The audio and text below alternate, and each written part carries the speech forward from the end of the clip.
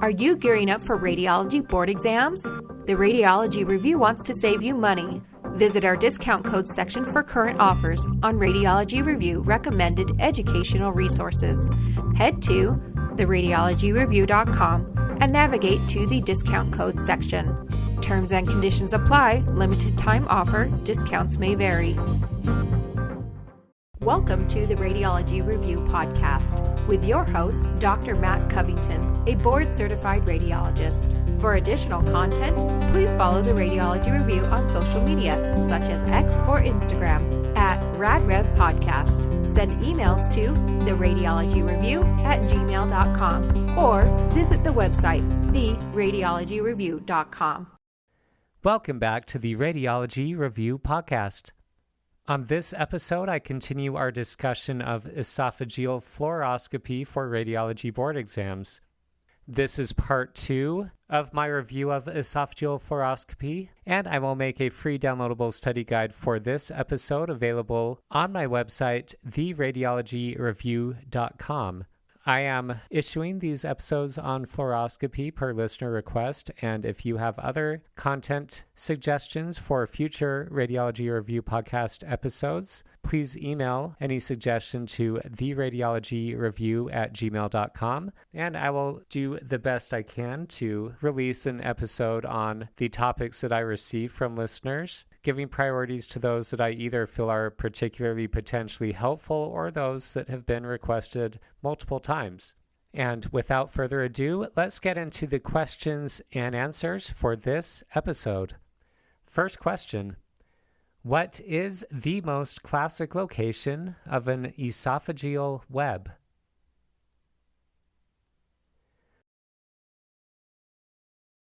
The answer I am looking for is the cervical esophagus. Esophageal webs are often thin webs, and they may be concentric. Next, esophageal webs, painless dysphagia, and iron deficiency anemia are the classic clinical triad for which syndrome?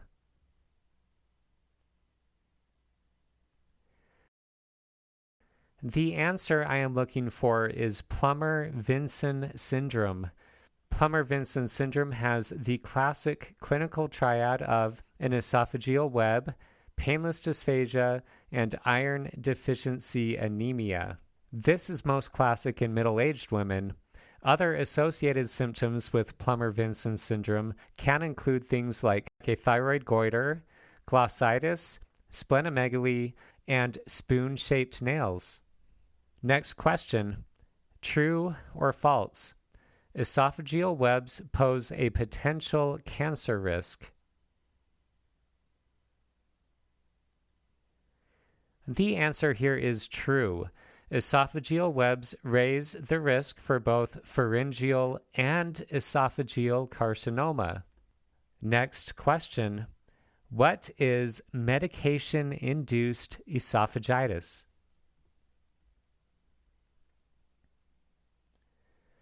Medication-induced esophagitis is classically focal inflammation and possible ulceration of the esophagus that can occur if a pill becomes lodged in the esophagus, releasing its contents and inflaming or ulcerating the esophageal mucosa. This is perhaps most classic for doxycycline ingestion, and consider a clinical history of a teenager on doxycycline for acne with acute onset nighttime esophageal pain after taking doxycycline before bed. Next question: what is glycogenic acanthosis of the esophagus, and how can this present on a barium swallow study?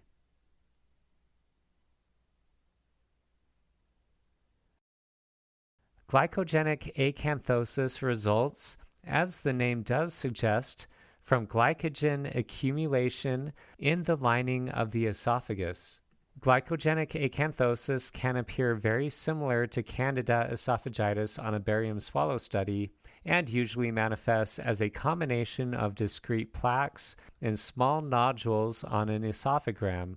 If they tell you the patient is elderly and do not mention any potential presence of an immunocompromised state, They may be asking you about glycogenic acanthosis with fluoroscopy imaging findings of discrete plaques and small nodules. Next question. What is the classic appearance of eosinophilic esophagitis on a barium esophagram?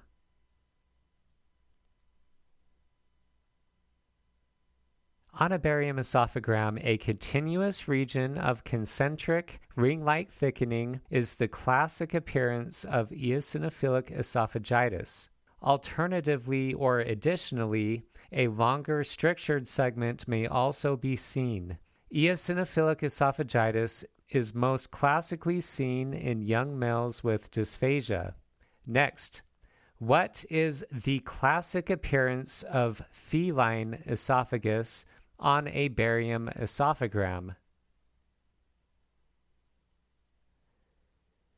Buzzwords for feline esophagus on a barium esophagram include fine transient circumferential horizontal transverse folds or bands, which typically involve the mid and lower esophagus, potentially due to esophageal muscularis contraction in the setting of gastroesophageal reflux disease, which causes shortening and a bunching up of the esophageal mucosa. And like many of the entities we have already discussed on this episode and the many entities we discussed on the Part 1 episode of esophageal fluoroscopy, if you don't know what imaging findings look like that I am describing, please look them up. Next, what are tertiary contractions of the esophagus? Tertiary contractions of the esophagus are transient esophageal spasms that are often associated with esophageal pain. If severe, these may qualify upon additional clinical evaluation as nutcracker esophagus. Again, I would suggest looking up an image of nutcracker esophagus, which is essentially a very severe manifestation of tertiary contractions of the esophagus. Next, what are classic imaging findings of achalasia, that is A-C-H-A-L-A-S-I-A, achalasia on a barium esophagram?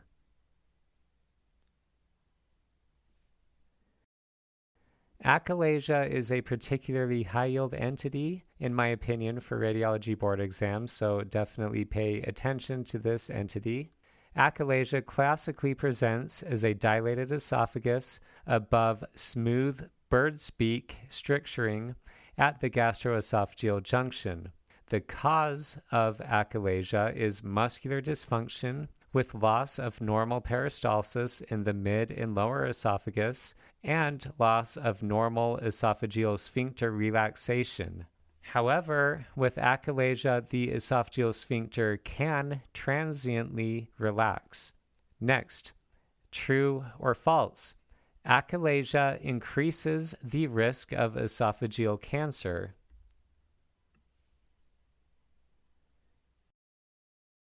The answer is true. Esophageal squamous cell carcinoma may result from chronic achalasia. Candida esophagitis is also more prevalent with achalasia. So remember that achalasia increases the risk of esophageal squamous cell carcinoma as well as Candida esophagitis. Next, what is pseudoachalasia?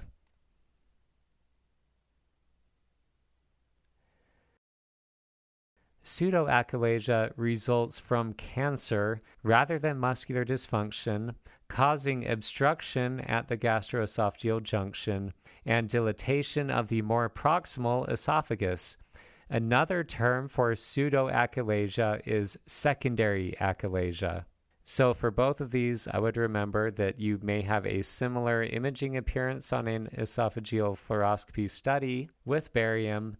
However, achalasia results from a muscular dysfunction process with only transient ability to relax the esophageal sphincter, whereas pseudoachalasia, also known as secondary achalasia, results from a mass-causing obstruction at the gastroesophageal junction.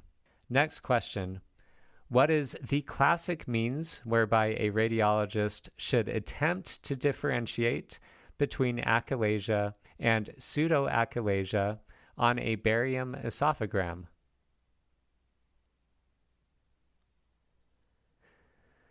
With the appearance of achalasia, meaning dilatation of the distal and maybe mid portion of the esophagus above a bird's beak stricturing at the gastroesophageal junction, a radiologist must continue watching the gastroesophageal junction on fluoroscopy to see if the lower esophageal sphincter will eventually relax, thereby confirming achalasia, or if the obstruction is fixed, denoting a possible obstructing mass and pseudoachalasia. Next, what are esophageal manifestations of scleroderma?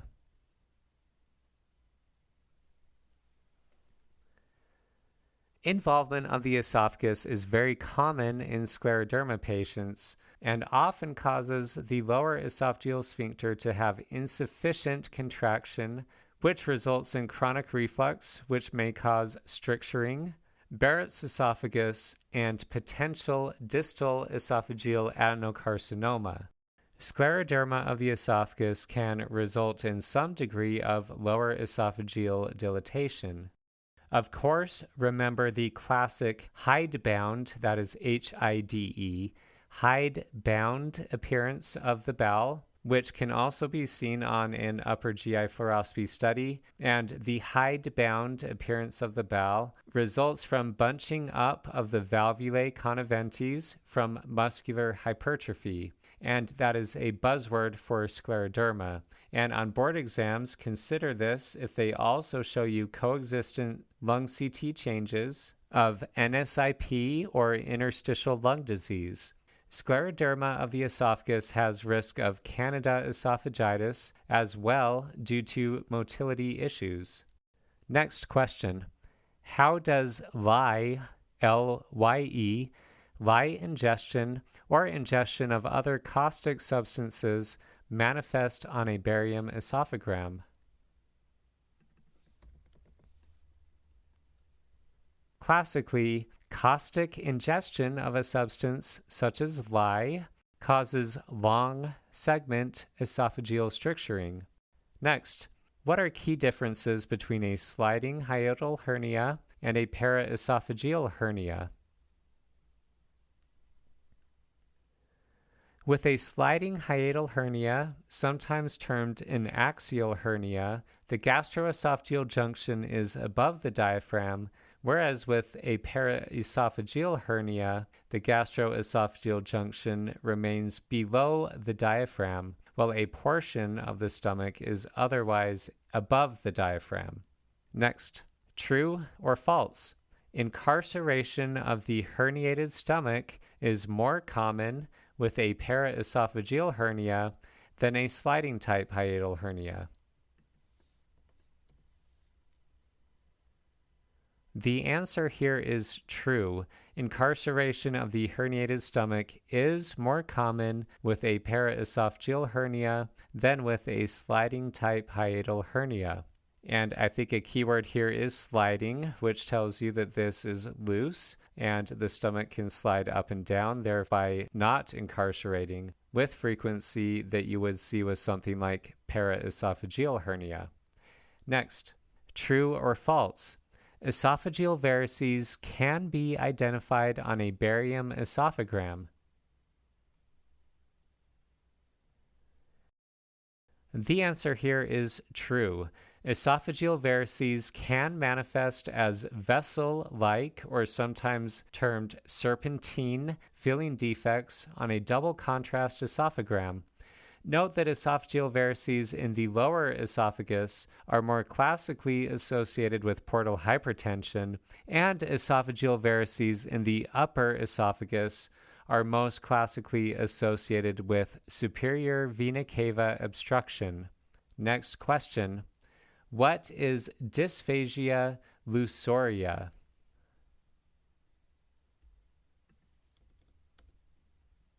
Although this sounds like something from a Harry Potter novel, at least to my ear, dysphagia lusoria is dysphagia due to esophageal compression by an aberrant right subclavian artery.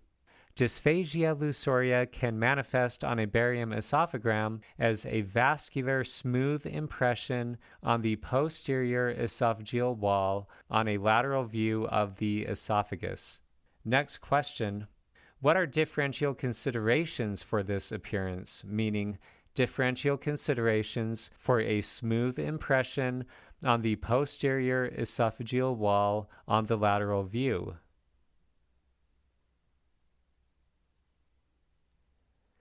A smooth impression on the posterior esophageal wall on the lateral view can be seen with a right aortic arch with an aberrant left subclavian artery, or, like we just discussed, a left aortic arch with an aberrant right subclavian artery, which is classically the dysphagia lusoria.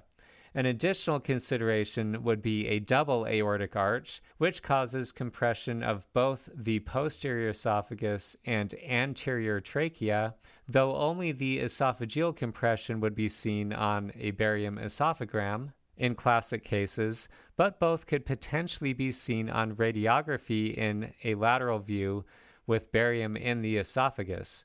CT or MRI would provide optimal evaluation. Next question. A pulmonary sling compresses which portion of the esophagus, anterior or posterior? The answer I'm looking for is that a pulmonary sling compresses the anterior aspect of the esophagus and the posterior aspect of the trachea, due to course between the trachea and the esophagus. Last and final question for this episode. True or false? Innominate artery compression causes compression on the esophagus.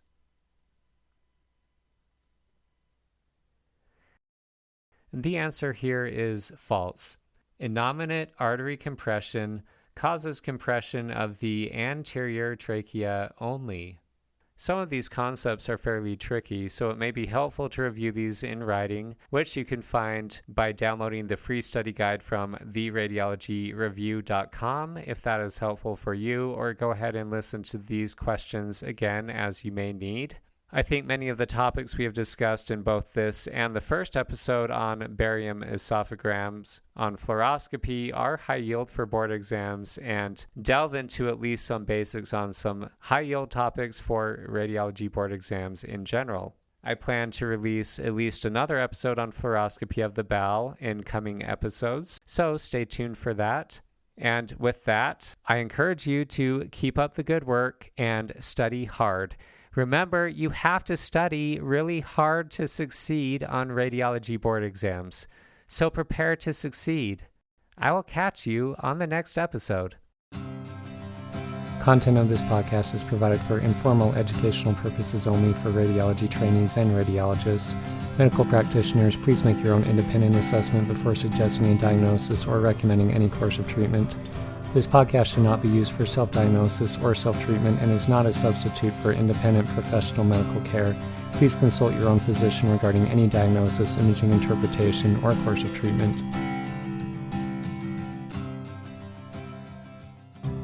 The Radiology Review is pleased to offer the Board Exam Study Guide, episodes 1 through 101, available for purchase as a book on Amazon or in Kindle version.